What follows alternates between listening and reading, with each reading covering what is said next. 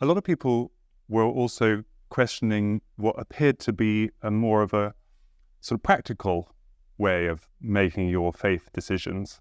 That was very discussed. I mean, the article has been read many hundreds of thousands of times already since Friday, and no doubt will continue to be.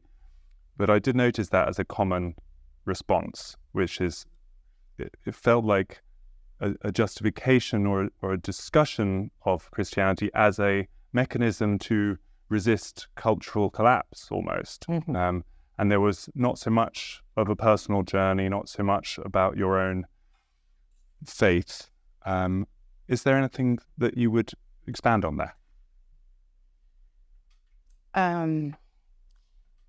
It's so the reason why I care, first of all, you have, a limit on the number of words that you want to publish. Yeah. On her.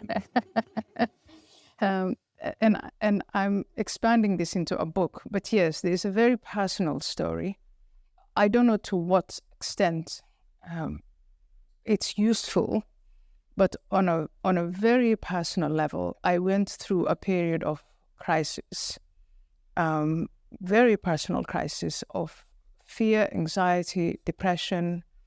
I went to the best therapists money can pay. I think they gave me an explanation of some of the things that I was struggling with, but I continued to have this big spiritual hole or need, as you call it. I tried to self-medicate. I tried to sedate myself. I drank enough alcohol you could use to sterilize a hospital.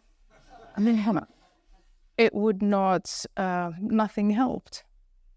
I continued to read, books on psychiatry and the brain, and none of that helped. All of that explained a small piece of the puzzle, but there was still something that I was missing. And then I think it was one therapist who said to me early this year, I think, Ayaan, you're spiritually bankrupt. And at that point, I was in a place where I had sort of given up hope. I was in this place of darkness, and I thought, well, what the hell? I'm going to open myself to that and see, asked her, what are you talking about? Mm. And we started talking about faith and a belief in God, and I explained to her that the God I grew up with was a horror show.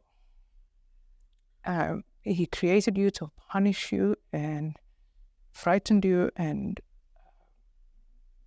as a girl and as a woman, you're just a piece of trash. And so I said to her, I explained to her why I didn't believe in God, and more than that, why I actually hated God.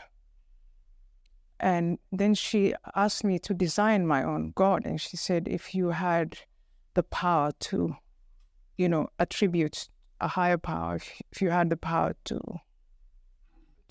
make your own God, what would you do? And as I was going on, I thought, yeah, right. That's actually a description of Jesus Christ and Christianity at its best. And so instead of inventing yet another new God, I started diving into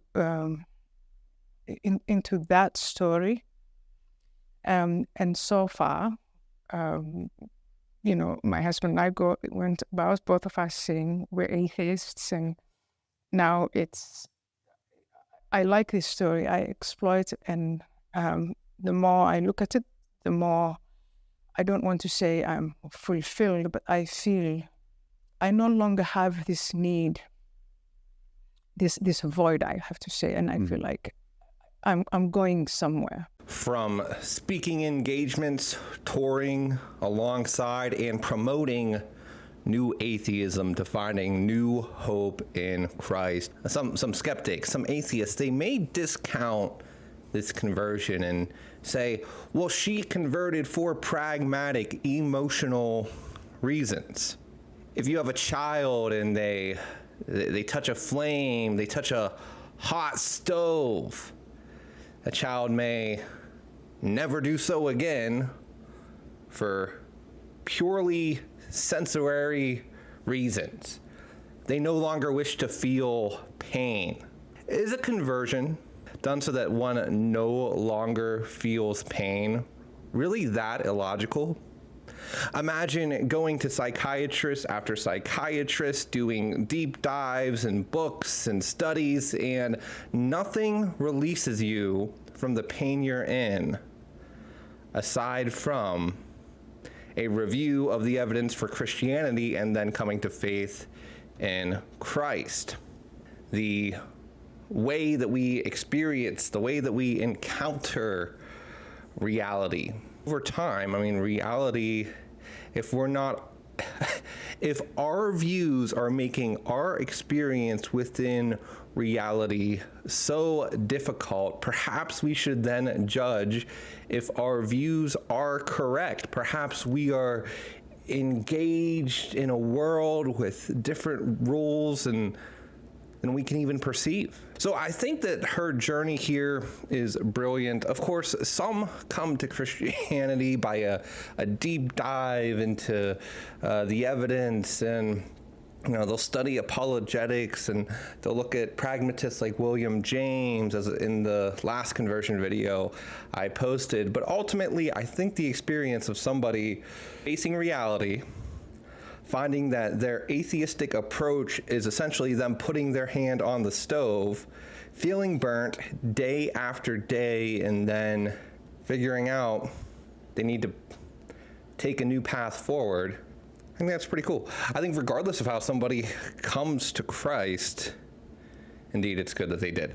So Christ is King. This is the 26th video in our Atheist Convert series, and we're on a journey to 100.